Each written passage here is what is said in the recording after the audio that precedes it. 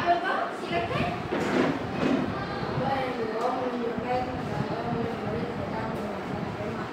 Okey, Abdul Faham bagi tahu tadi gambar yang kedua kan? Gambar yang kedua memaparkan aktiviti memasang kemah yang dijalankan. Okey, bagus. Okey, boleh duduk. Okey, yang kedua.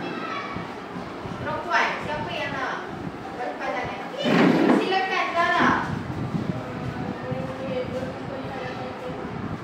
Murid-murid berkumpul di hadapan kemah. Betul? Betul. Okey.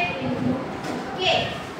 Untuk gambar yang pertama dan gambar yang kedua, walaupun tema yang kita bawa hari ini tentang perkemahan, tetapi dia membawa dua aktiviti yang berbeza.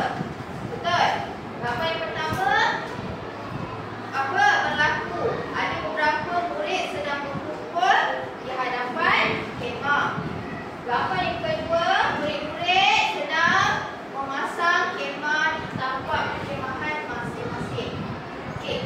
Jadi awak secara direktnya awak dah tahu lah kan apa yang cikgu nak bawakan pada pagi ini, iaitu tentang perkemahan.